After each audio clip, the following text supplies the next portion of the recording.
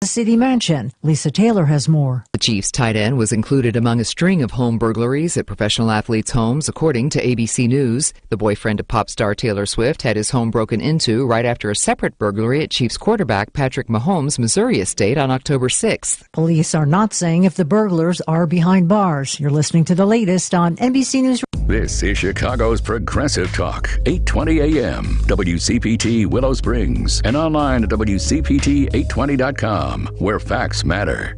A frog in boiling water and it'll jump right out. But put a frog in cool water and slowly heat it up, that frog will boil. As veterans, we tell ourselves the lie that we can handle anything. We let the water boil. You are not a frog. If you or a veteran you know needs support, don't wait. Reach out. Find resources at va.gov/reach. That's va.gov/reach. Brought to you by the United States Department of Veterans Affairs and the Ad Council. Think Theory Radio. We enter this world of hyper-reality. In case you didn't know, hyper-reality is the inability of consciousness to distinguish reality from a simulation of reality, especially in technologically advanced societies. The action of hyper-reality is to desire reality in an attempt to achieve that desire to fabricate a false reality that is to be consumed as real. Think Theory Radio with Damian Perdue. Saturdays at 6 p.m. on WCPT 820.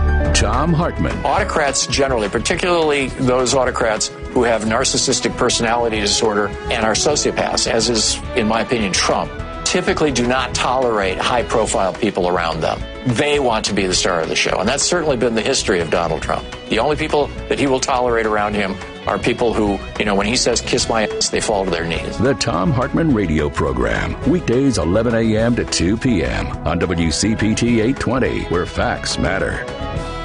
Cashback is not available on gas in New Jersey and Wisconsin. Billy, your gas light's on. We need to stop and fill up. No way, Jen. Gas around here is too expensive. We can make it a little further. Billy, listen to your big sister. You don't need to drive all over searching for the lowest gas prices. Do what I do and use Upside. Upside? Do you live under a rock, Billy? Upside is the hottest cashback app out there. It's free to download, and you get real cash back for every gallon of gas you buy. I use it all the time, and I've already made around $200. You can make that kind of cash back just for buying the gas you have to buy anyway? Yes, I'm looking at the Upside app now, and there's a gas station at the next exit offering 25 cents per gallon cash back. Okay, I'm stopping to download Upside and fill up my tank. Download the free Upside app now to earn cash back every time you buy gas. Use promo code FRIEND to get an extra 25 cents per gallon on your first tank. You can cash out anytime right to your bank, to PayPal, or a gift card for Amazon and other brands. Just download the free Upside app and use promo code FRIEND for a 25 cents per gallon bonus on your first tank. That's code FRIEND for a 25 cents per gallon bonus. This is WCPT 820, where facts matter. The following program, Collaboraction Radio, is sponsored by Collaboraction, and to the extent applicable, their guests. The views and opinions expressed therein do not necessarily reflect those of Heartland Signal, LLC, or its management.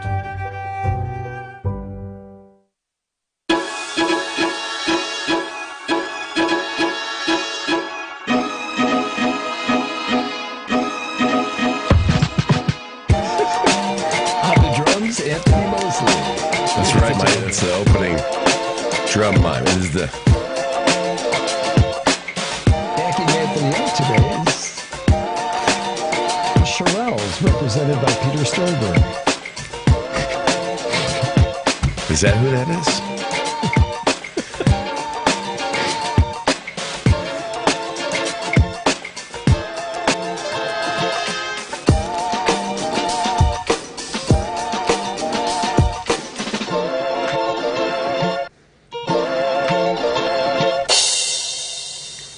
Yes.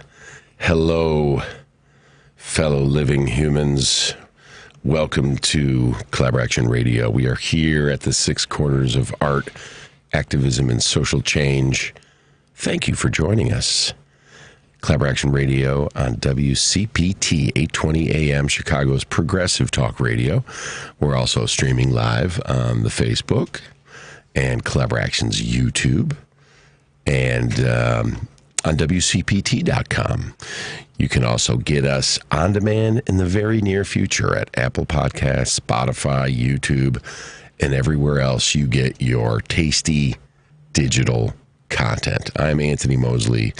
I am the Collaboraction Artistic Director, and we are a 28-year-old nonprofit arts and media company, and our mission is to inspire new knowledge, empathy, dialogue, and action around our most critical social issues through immersive theater and digital content that leverages the power of our stories, our technology, and our connection to one another. And that's what we're doing here today.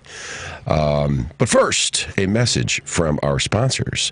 Collaboration Radio is sponsored by the Joseph and Bessie Feinberg Foundation, the Ruth Page Center for the Arts, Adler University, AV Chicago, and Elderwarriors.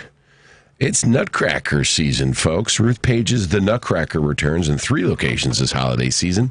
Chicago's longest-running Nutcracker, with tens of thousands of people have come to over the years to see the story of Clara and her Nutcracker for more than 50 years.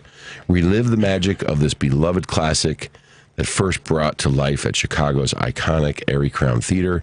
Don't miss Ruth Page's The Nutcracker at Governor State University, November 23rd and 24th at Northeastern Illinois University, December 7th and 8th, or at the College of Lake County, December 21st and 22nd. Celebrate the season with Ruth Page's The Nutcracker. Get your tickets at ruthpage.org. Adler University is dedicated to advancing social justice and equipping students to lead purposeful lives through its innovative academic programs, rooted in the legacy of Alfred Adler, a pioneer of community psychology. With campuses in Chicago, Vancouver, and online, Adler University fosters a diverse and inclusive learning environment where students gain the skills to become socially responsible practitioners, engaging communities to improve health and well-being. Discover how Adler University empowers students to make a meaningful impact in the world. And today's episode of Collaboration Radio is sponsored by AV Chicago, Chicago's leading provider of AV production and event management services, and Elderwarriors. Elderwarriors is a purpose-driven destination and event management company that seeks to become a trusted strategic ally to your business as they delight your audience and generate impactful outcomes. Visit elderwarriors.com to learn more and schedule a meeting with their team to plan your big event. Thank you to all of our sponsors that make this show possible, as well as all of our donors and funders. Collaboration is a nonprofit. And after the show today, if you feel impassioned or you want to join the conversation at Collaboration Radio, you can email radio@collaboration.org or go to www.collaboration.org to learn more, make a donation, share a PSA, or just get ready for our upcoming events and our new House of Belonging. That's right. We've been talking about it for a while. We are ready to start construction any moment at 1757 North Kimball, our new House of Belonging in Humboldt Park. Any minute now, we're going to get that building permit, and then, hard hats will go on, dust will be in the air, we'll be slapping together drywalls and plumbing and putting in toilets and a ADA shower, a bar, a cabaret stage. And we did get some great news from our friends at ETC Lighting. We got a bunch of gear from them. We got a bunch of lighting gear to support our job creation work that we're doing with young people in the technical aspects of theater and film and all that. So we're going to have some great lighting, and I'm sure we'll have good microphones and video projections. So that's all going to be coming together at our new House of Belonging. We will see you there in 2025. And on January 4th, at 2025, Nicholas Tremulous and the Prodigals will be premiering at the Metro, a concert celebrating Nick Tremulous's 65th birthday. This cat is a Chicago music legend. This is like his 100th performance at the Metro. He's not sure if it's like 96 or 102, but he's been performing there for 40 years with his good friend Joe Shanahan, the Chicago music mogul and raconteur, who is going to be DJing, opening up for Nick Tremulis and his 15-piece band, the Prodigals, and they're going to be playing a lot of great music. And Nick is going to be raising some money at the show. Proceeds will go towards Collaboraction's new youth music program. So we're super excited to be a beneficiary of Nicholas Tremulis's amazing musical vibrations. And that's right. Nick Tremulis and friends are going to start working with Collaboration to teach songwriting and performance and production tech. Where? At our new House of Belonging. You see, it's all coming together. I also just want to give a shout out to Strides for Peace. We last week on the show, we had Ruby Lane and Datarvius on the show. And this past Thursday, we actually had the Youth Gun Violence Prevention Expo at UIC, and there was just a great turnout of young people that want to be part of the solution, and over 75 organizations. And that it was the first day of the snow, but it didn't keep us from coming together. There's so many great community organizations out there that are dedicated to really taking on not just gun violence, but inequity. Not just equity, but the impact of racism. Not just racism, but the impact of classism and colonialism and what some call the American disease. And with that, we're going to be talking a little bit about the responsibility of what it means to be American today, and especially how we do or do not show up for our warriors, for our veterans. And if you want to call in today, we have two men who are integral parts of Elderwarriors. And Elderwarriors' mission is to provide a guided healing experience for the warrior in civilian worlds. When the civilian respectfully listens to and receives the warrior experience, trust is rebuilt. Veterans tell their stories to civilians with a respect that comes without judgment, critique, analysis, or diagnosis. A respect that acknowledges that the civilians have responsibility for what we have asked of our military. And I'm super honored to have on the show today Peter Sternberg and Michael Patrick Brewer. Welcome to Collaboration Radio, gentlemen. Thank you for having us. Hey, Mike, can you hear us? Yeah, I hear you well. Quite an introduction, since I have family from Chicago. And well, tell them you want to fly in and come to your grand opening next year. Yeah, I hope we can do that. So it will be. Text them right now. Tell them to turn the dial on to 8:20 a.m. And folks, if you want to join the conversation, so many of us are deeply, all of us, whether we know it or not, are impacted by the service of our veterans and warriors and the responsibility to be a part of their healing and personal restoration. And that's what we're going to be talking about today. If you want to call in and join the conversation, you please do. 773-763-WCPT. That's 773-763-9278. Let me start with just reading the bios of these two very not just important and distinguished, but heartful guests. Michael Patrick Brewer is a retired commercial property manager and private investigator. He's a 100% disabled veteran of the Marine Corps, resulting from service in Vietnam. He has a philosophy and religious studies major at the University of Arizona, and he attended nursing school on the GI Bill. He received a Bachelor of Science in Business, Sports, and Events Management from Tucson University. And Mike has been involved with veteran advocacy since 1972 with the Campus Vietnam Veterans Club, radio shows, and local journalism for a Gannett paper, Tucson Citizen, Veteran Veritas. Mike is the past president and founding member of Vietnam Veterans of America, number 106, as well as the past commandant and founding member of Apple Valley Marine Corps League, member of the VFW, American Legion, DAV, Catholic War Veterans, and is a 4th degree with the Knights of Columbus. He currently serves as chaplain VSO for Rim of the World Veterans, Marine Corps League, and Orenda Veterans Home. He is a board member of Elderwarriors, serving as outreach coordinator for Southern California. Mike's on the phone. God. Yeah, that's you, Mike. Isn't it cool to hear your bio? Holy shit. Hey, Peter, I just quit all that last week just to do Elderwarriors. No, I'm kidding.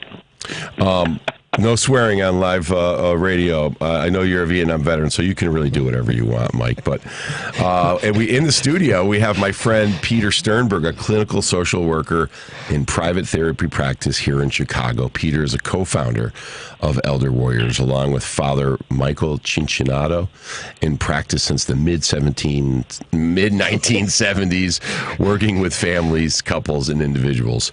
Peter is also a 3rd-degree black belt in Budo Aikido, a blend of Aikido, Jiu-Jitsu, Judo, and Karate. He is currently a student of Chinese international art forms Tai Chi and Qigong. He worked part-time at Rush North Shore Medical Center in Skokie on the adult inpatient psychiatric unit.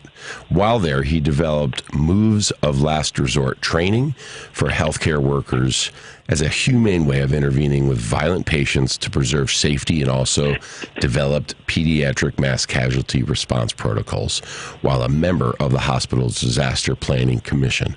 Since 2013, he participated in 3 Zen Peacemaker Bearing Witness retreats at Auschwitz in Poland, at the Lakota Sioux Reservation in Black Hills, South Dakota, and at the African American Bearing Witness Retreat. Also, he did the Bearing Witness Retreat at Buchenwald in Germany, and most recently in 2024 in Vietnam, where he went with Mike Brewer. We might talk about that a little bit in a second. He is the co-author of a forthcoming book called Tai Chi at Auschwitz, written with his daughter, Maura Sternberg, and that'll be rolling out sometime next year. And if you want to follow along as the book is getting published, you can do that at Instagram at reckoning_together_pod. So that's reckoning_together_pod at Instagram. Gentlemen, welcome to Collaboraction Radio. I so appreciate your time and your energy today. I've mentioned on the show a few times that my father served in Vietnam as he was in the Army with the 75th Infantry and as an airborne ranger and long-range reconnaissance patrol. And so this conversation is very close to me and my heart and my family. And I've committed my life's work really to the power of storytelling.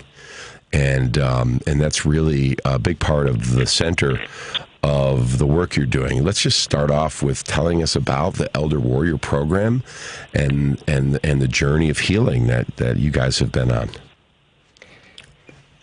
Well, this is this was born out of reconciliation work that Father Mike Cincinnato and I did personally, and he was working on a retreat for veterans, having had experiences taking veterans, being involved with trips, reconciliation trips for veterans back to Vietnam. He saw what worked, he saw what didn't work, and as a result of our personal journey, he asked me to join him in putting together a retreat. What I brought to that process was the need for reckoning and reconciliation. And in order for that to happen for the veteran, the civilian has to be present, and they have to present themselves in this willingness that you spoke of, Anthony, in your introduction, to respectfully receive the veterans. When, and here, Mike, I want you to come in just a second, when the veterans experience a group of civilians there taking moral responsibility. By that I mean this. no veteran would be having the distorting experiences that they have, the ones that stay with them and haunt them. They wouldn't be having those experiences were it not for us civilians asking or demanding that they have those experiences in the first place. When we duck out, when we civilians duck out of the relationship, if you will, we leave them holding the bag of moral injury. The things that they saw, felt, smelt, lived through, did, most frequently, what they underscore is what they did, that stay with them, haunt them, and we're nowhere to be seen. Thank you for your service. And we show up at a parade or two, and that's the extent of our involvement with what they lived through for us. When we do something more and show up almost immediately, that has an impact on them. And you mentioned stories, so I'm going to tell a story right now before I turn it over to Mike so that he can respond to what you asked. But here's my story. Within 24 hours, we do a 4.5-day retreat. Within 24 hours, every time we've done this retreat since 2015, I have veterans coming up to me and saying things to me like, I slept through the night for the first time in 25 years last night. The impact is immediate. They feel us to be there, and it shifts something for them immediately. That's how powerful this is. The nightmares have been released. Our presence comes in and I guess bolsters them in a way that allows them to relax. Mike, I got to turn this over to you to hear your comment. Am I describing this correctly? Oh, very accurately. And I should share, what's the narrator's name here? This is Anthony Mosley. Oh, Anthony, okay, Anthony. Our host. Yeah. I though I had long left the helping profession, psych nursing, Gestalt therapy, I had left in 1977, but the training sticks with you. And when I met these guys, it was at an Edward Tick workshop, kind of the guru of PTSD, which is now almost turned into a cottage industry, unfortunately monetized at times. But Edward Tick is one of the pros, and I was granted the weekend, sort of a back door, because the workshop was for chaplains and therapists, so that would have been Mike and Peter. And then somehow, that was 10 years ago, this, what combat veterans call the PTSD checklist. You learn a lot from educators at the front of the room. Yes, so I understand you have insomnia, hypervigilance, little outbreak of anger, irritability.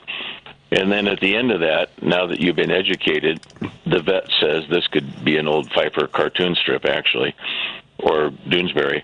The vet says to the other vet, well, that's great. Now what? And what Peter and Mike have done from the day that I met them is they've handled the now what. And little did I know that the whole aura, the whole zeitgeist that's created with the presence of civilians is just a 360 shift from anything that I had done before. And I came out of a retreat circuit from Payson, Arizona. I was trained at a place called the Merit Center, but it's exclusively veterans. So we're just sort of subjectively, solipsistically sharing our stories over and over again with each other, which ultimately ends up in sort of a spiritual cul-de-sac. Yeah. And here comes Peter and Mike, and they didn't really know what the future held for them, I don't believe, on that particular day. But man alive, what even the treatments that I've had over time. I did a PTSD treatment program now 27 years ago. But that's, again, education. And as I used to say to my wife, PTSD is sort of like a Stephen King novel. It just floats beneath the surface of the river all the time and surfaces in unexpected ways. And believe me, I'll just throw this in and then turn it back. I've been a research rat for just about everything known to man. Once the VA finds out you're aligned or you're open for research, they call you back, for other studies. I had head injuries in Vietnam. I went with Peter to the place where it happened, which was pretty miraculous, pretty mystical, everything combined. But even with all those modalities, I rewrote a Paul Simon song one time and tried to put it into words. I've been ested, gestalted, TA'd, TM'd, biofeedbacked, and all that, which is good. But you know what? If there's no one to share it with, if there's no one to listen to you, you default back to, oh, honey, pass the salt, which is a favorite phrase of Vietnam veterans. You would try to share your story, often upon being asked, not just extemporaneously throwing it out there. Oh, honey, well, tell me what happened that night. And you get 4 sentences into it, and then comes the, oh, sweetheart, pass the salt. Yeah. So, as Peter said, I like his terminology, you're just left carrying the bag. And because of the rituals and the things that occur at this retreat, we get to, I like that term, Peter, I hadn't heard you use it before. At this retreat, we get to leave the bag. Thank God. Yeah. We get to leave the rucksack. What year was it that this, was it 2015 that this started? That's when we did our first one. Yeah, I mean, this is a new human technology to a certain degree, and it reminds me of theater, really. There's a thing that happens when, you rehearse a play over and over and over again, and it's not until you bring the audience in does the circle of energy get complete, and all of a sudden the actors have unlimited kind of bandwidth, and without the audience, it's not there. I know that's a crude metaphor, but well, that's not crude. You can't have pathos without an audience. Yeah, you need the yin and the yang, and as a country that has so leveraged its military, I think anybody who's listening right now, thank you for being here. And if you're not a veteran, a warrior, if you have not served, I think we do all need to ask ourselves, what is our responsibility? What's our duty? I use the word duty, Anthony. Yeah. Civilians have duty. We ask our veterans, we ask our military to do their duty. Yeah. And in doing their duty, when we ask them to do that, here's exactly what we're asking them to do. Take everything that you knew about the construction of your life, how you organized it, the principles that you lived by, what you thought were right and wrong. Scrap all that. Yeah. And make yourself available to do the opposite. Right. Now, we ask them, we tell them to do that and to let themselves be deformed by that experience. Jonathan Shea, the psychiatrist who did some pioneering work on the concept of moral injury and the treatment of PTSD with veterans, talks about how one's personality gets deformed just through the process of being indoctrinated into the military and then performing for the military. And it's not just combat. We're not just talking about people who are in combat. Most of the people in the military never see combat. It's the process of being a part of that and reactions to things. The people who work in supply carry a whole set of feelings that combat vets don't have to face. Like bearing safe duty. I got safe duty. That's a good thing on the one hand, and it's a heavy weight on the other hand. Well, and a lot of this is talking about guilt, right? Absolutely. Absolutely. And so duty, if someone's listening and they say, what can I do? Let's just lay out a few things. And I know we have the Elder Warrior retreats I want to talk about. But what do you think is the least amount an American citizen can do, or at least should be knowing and knowledgeable and no longer ignorant to the ways that they can step up to their duty? I'm going to take a crack at this, and then I'm going to ask you, Mike, to take a crack at this also. Okay. We can't accommodate these citizens of the United States at our Elder Warrior retreats. we could take half of you, but we can't take all of you. So your question is... And at those retreats, you can come, you can agree to listen to stories and take them on without judgment, and receive the share from warriors who have served. And you have one we'll talk about a little bit later, one you have coming up in California in March. That's one great way. But if you can't come to that, what should be the basic minimum that we should be trying to do? I would suggest that people take this on not as individuals, but as small groups. So if you are part of an organization, if you're part of a religious organization, if you have any kind of friend group that is would be willing to organize to encounter veterans, go to your local VFW. Go to some of the organizations where veterans congregate, and ask them if they could spare you a few minutes so that you can go in there as a group of people and say, we're here to demonstrate to you that we are with you. Anything that you are carrying rightly flows through to us too. Now, the whole thing may stop right there because that's not a retreat and that's not an organized encounter. But that's worth saying. Yeah. Mike, what's your view?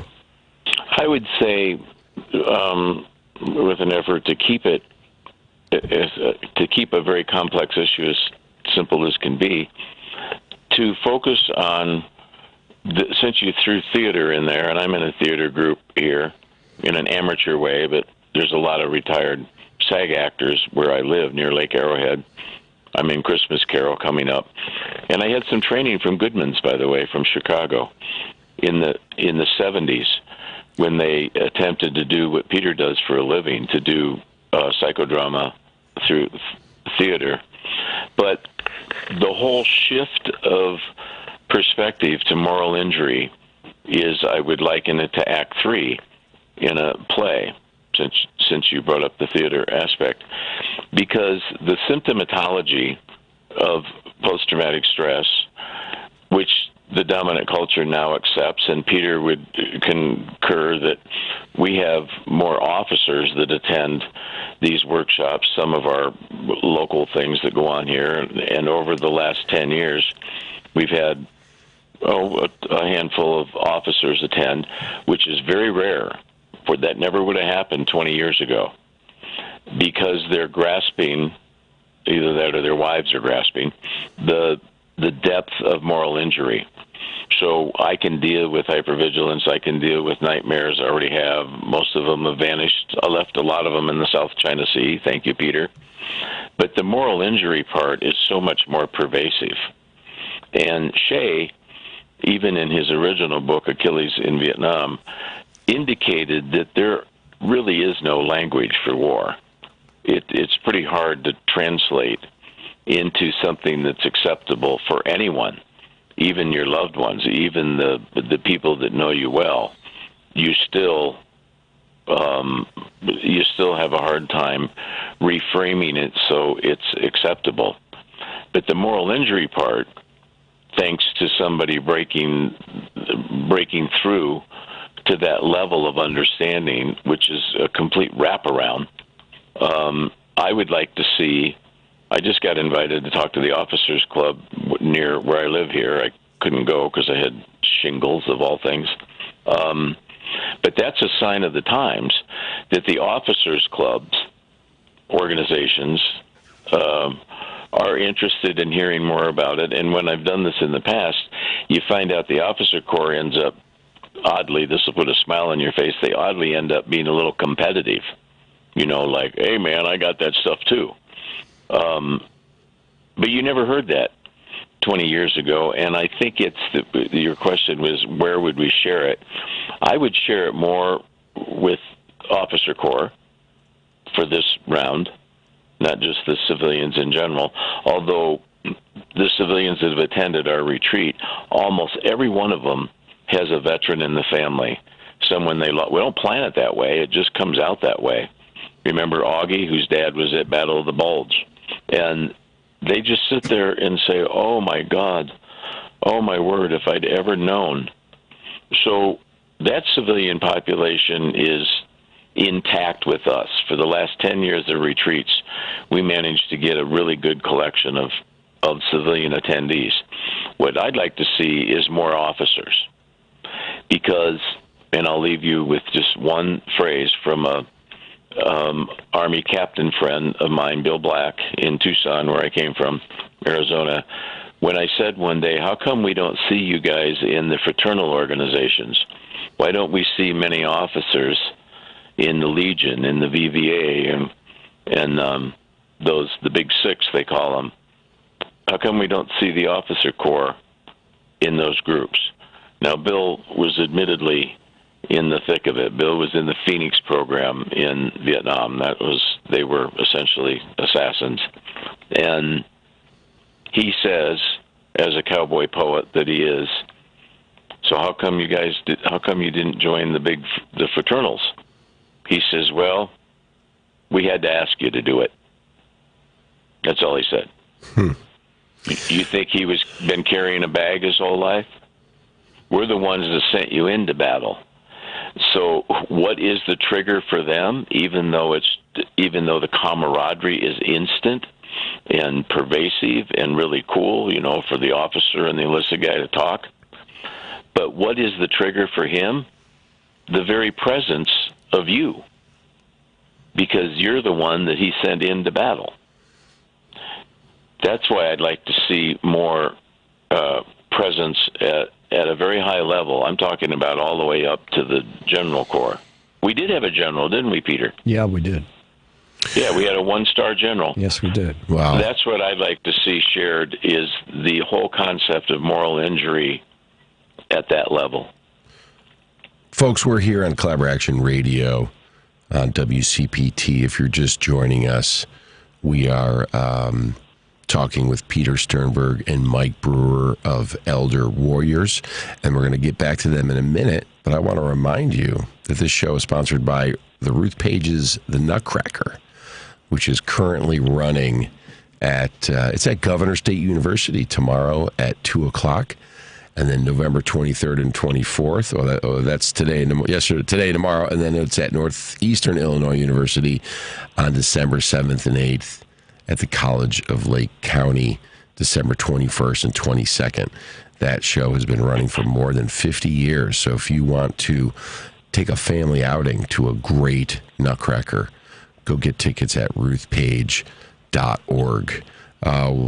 If you'd like to call in and join the conversation today, if you have been impacted by the service in the military or a loved one who perhaps what was in Vietnam, call us at 773-763-9278. A while ago, I had heard about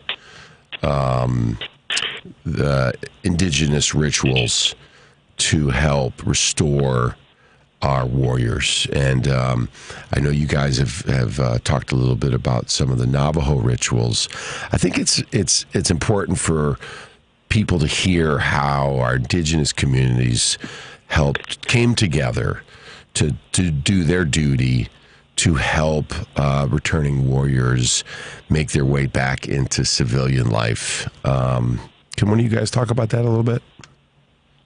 Peter, let me say something about the program I did, and then you say more about, you're more skilled about the depth and the nature of ritual. But Anthony, I find it to be the irony of ironies of the 21st century that we managed to vanquish all Native American tribes. And in the program that I did in Tucson, Arizona, they include Lakota Sioux ceremonies, rituals, I mean. Now, I just find that to be the irony of ironies, that we use Native American rituals to heal our veterans in the 21st century. And we did that. We had 2 days of Lakota Sioux rituals in that program. Now, back to you, Peter. Well, I do. We have done a great harm and a genocide to our indigenous community here.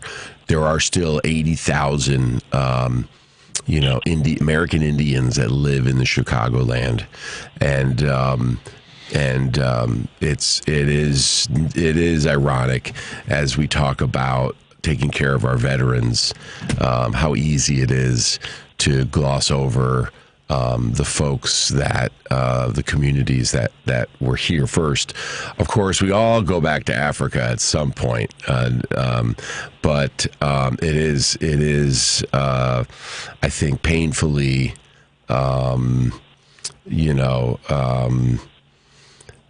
true. But we put statues up. Yeah, I was raised at the foot of Black Hawk. I was raised in Dixon. Yeah, I had a collaborator actually who was Santi Sioux, and his family, the Santi Sioux were the largest death penalty execution by federal law. They I think it was they were gonna try. The Santi Sioux attacked a military post and killed 400. And they were going to kill 400 Santi Sioux at the same time in a mass execution. And Abraham Lincoln stepped in and said, no, only 49. And they killed 49 Santi Sioux in the same day. Right. And the largest execution death penalty. It was a mass hanging. Yes. So, Peter B. Joseph Campbell, tell us the value, the non-cognitive value of ritual. Yeah. We are a ritual-based experience, and this is a major contribution of Father Mike Cicinato. He's our ritual guy. I've learned a lot from him. We open the retreat by doing a Native American ceremony.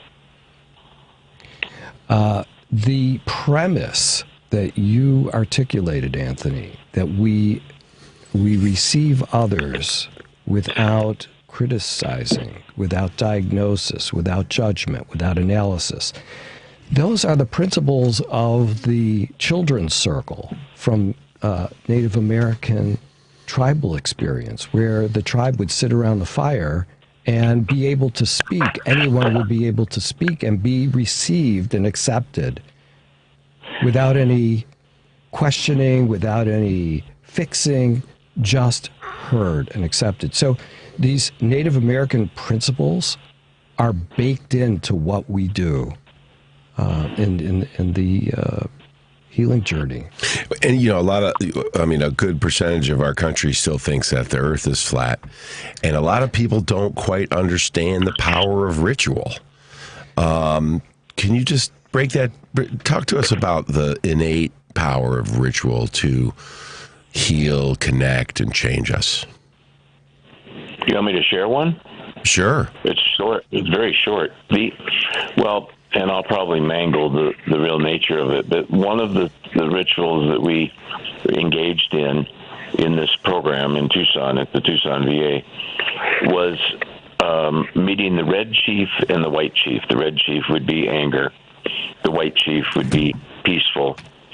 And the warriors had to meet the red chief and the white chief before they were allowed back in the village. They couldn't touch their wife, their girlfriend. They weren't allowed to have any relations. They weren't allowed to have any dialogue with the people in the community until they completed their little ritual, their ceremony with the red chief and the white chief, meaning abating anger, violence and all that, before you could sleep with your wife. Well, that's pretty damn innovative, when you think about the way we leave warriors on the street when they come home, especially Vietnam veterans. That whole story. We rotated individually, so we didn't have any incorporation into the community. And in that ritual is where I first learned that even the word veteran has somewhat of a Latin root to it, vetus. It means outside the walls of the city. So in Roman times, veterans, even Roman soldiers, weren't allowed back into the city until they could prove that they were healed in some way. And where all that got lost is beyond me, I guess, just the being stigmatized. But that ritual, that day, I will never forget, to make peace with the red chief and the white chief. And it's all done without a lot of babble. It's not a lot of words. That's why it's powerful. Well, the Native American community is steeped in ceremony. That's how they understand their lives. That's how they understand their lives individually and the life of the tribe. That's how they understand their existence. They use ceremony to symbolize all those things. Hold on, Mike. I just want to carry this. I want to carry your thought a little bit further. Go ahead.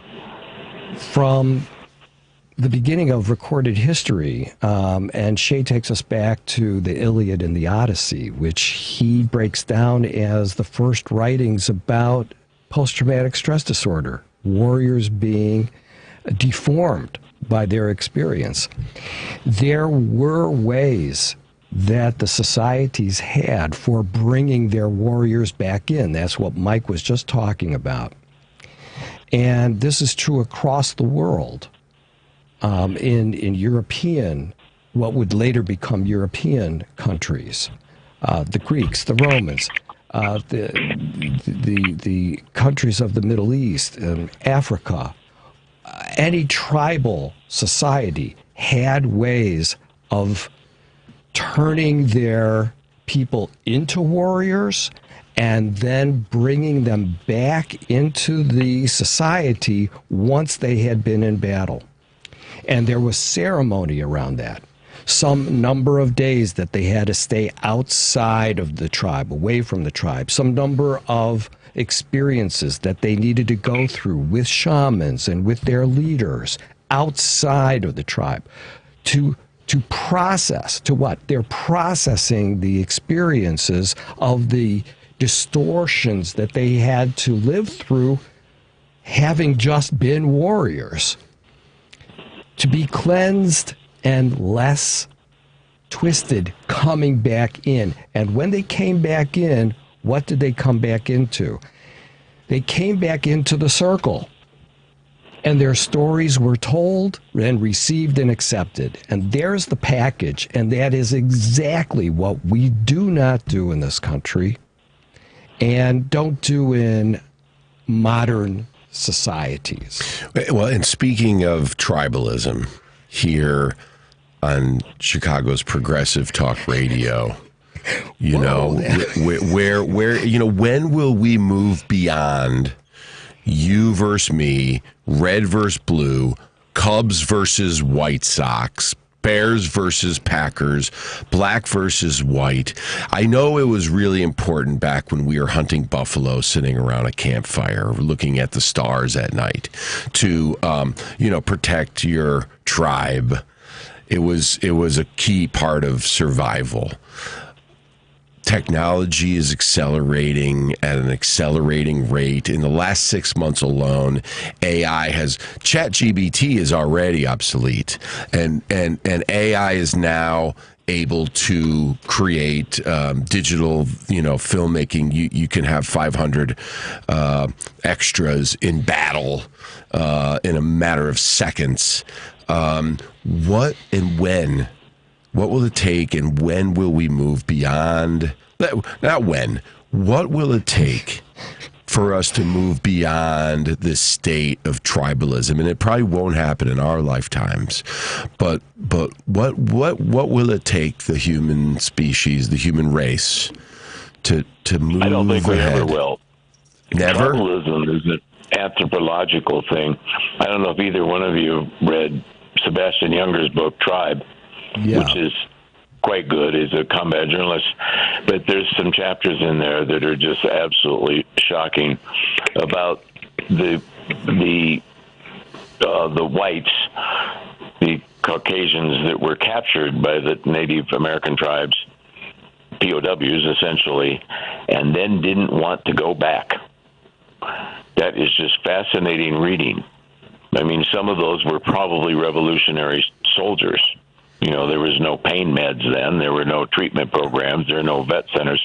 But they end up being captured by the Apaches. They get to know them, maybe fall in love with a pretty shiny black-haired Apache woman, for all I know. The intermarriages were a lot more frequent than we ever knew. But his 2 chapters in Tribe, which is about tribalism, is pretty stunning to hear about the number of men, mostly men, that did not want to go back to conventional society. They stayed in the tribe because they were accepted. The movement, the spiritual, psychological movement to tribe, whether it be being loyal to Elderwarrior, we're sort of our own tribe, I think that's embedded in our DNA. So how do you collapse the others? We just create a bigger tribe. That would be my answer. One tribe. One tribe. But then it'll be us against the aliens, right? Well, it'd be us again. There's another book. I'm not out here promoting people's books, but The Terrible Love of War by James Hillman, who's a Jungian, is fascinating reading, along with Shea. Wow! Because he goes to the psyche, not just telling the nature of war stories. The history of Normandy and Iwo Jima and all that. That's mostly all we hear is history. We don't hear much history about Afghanistan war. Yeah. And my neighbor he's not, well, I'm off subject there, sorry. I mean, there's some of my Afghanistan veteran friends. We have a few that have come to the retreat. They concur with me that they're like the Korean War veterans. They're kind of the new forgotten war. Yeah. And why do they not want to talk about it? Because of the moral injury. Yeah, and now we have drone pilots with PTSD. Of course, I want to make a comment about where we were and some of the statements. My reading of Sternberg's history of genocide in the New World here is how it was white women who were frequently kidnapped in retaliation for losses that the native tribe suffered. They also didn't want to go back to white society. And why? And here's why. It had to do with how children were treated in the tribes. How children were treated. And so now we're talking about child-rearing practices and the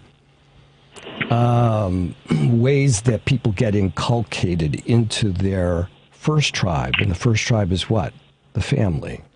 So, Anthony, you're going to have us back to talk about the development of the ego, and will humans survive their egos? But before we go, I want to say that people can find out about Elder Warriors by going to elderwarriors.org. That's elderwarriors.org, where you could read about our program and register for the upcoming healing journey if it speaks to you. And you can make a donation to support the work, and that we can all be, as do the research and read and educate yourself, so that you can be more able to step up to your duty of citizenship, to be part of reforming and restoring those that risk everything for our way of life in this country. Peter, real quick before we go, you are on a personal path and journey of reconciliation. As a Jew, you went to Auschwitz. You've done a number of practices here in America, and you're working on a book with your daughter. Will you just close us out with any thoughts or reflections about your journey or reconciliation in America? I guess I would say that I feel that this is a way for me to integrate my work as a psychotherapist, trying to help other people. It's a way for me to integrate the work that I've done on myself. This is closing a loop for me that goes beyond the traditional understandings of humans' struggles that lead us to a psychotherapist's office. This is a universal. I feel like I am facing some of the universal experiences that I have personally been involved in, and that I've been involved in because I'm a member of this society. So Anthony, ask him how Vietnam impacted him. I think you just did. Well, Mike and Peter went to Vietnam together. Along with Jerry Lane. Jerry and Mike are veterans. I'm the civilian. I was protesting the war. They were in it. I felt like I had to be there. I felt like I had business as an American citizen to show up there and to light incense. And just a quick story. Do we have time for that? I'll see if I can make it real quick. We asked our guide to take us to the cemeteries of the North Vietnamese and the Viet Cong, and we lit incense there, both for their soldiers, but also for their civilians that we devastated over there. As we lit incense at places where veterans, where Americans died, we were there in presence to everybody. No one was excluded. And when we did that, here's what happened. The guides, beyond buying us the incense and refusing to take our money, started to do ceremony with us and were in tears. And they said the following thing to us: "Thank you for thinking of our people." Peter, you also, you and Mike burned some incense for my father. Yes, we did. Anthony James Mosley Jr., and I appreciate that so much. Thank you both for joining us on Collaboraction Radio. Great to meet you, Mike. I hope this is just the first of a long conversation, and we can keep it going. Let me know when you're coming through the Windy City. Thanks for having us. Yes, I'm a Cubs fan. Yeah, go Cubs, go. Elderwarrior.org. You can catch the publishing and behind the scenes of Peter's book, Tai Chi at Auschwitz, written with his co-author and daughter, Maura Sternberg, at Instagram, at reckoning_together_pod. And get yourself out there to the Nutcracker, Ruth Page's Nutcracker. You won't regret it. Nothing like a little Nutcracker to bring the holiday spirit around. This has been an episode of Collaboration Radio. We had so much much more to get to, like cosmic energy and how the body holds trauma. And but we talked about some great things. And as you gather for Thanksgiving, make sure to be grateful for those that have risked it all for this American way of life, whatever that means these days. But we have a lot of freedom, a lot of privilege. We should be very grateful to be born in this amazing era. Folks, there's nothing wrong with privilege as long as you share it. So see what you can do to complete the circle of humanity, whether it's here locally in Chicago or in Tucson or anywhere where the red, white, and blue congregate. The preceding program, Collaboraction Radio, was sponsored by Collaboraction, and to the extent applicable, their guests. The views and opinions expressed therein do not necessarily reflect those of Heart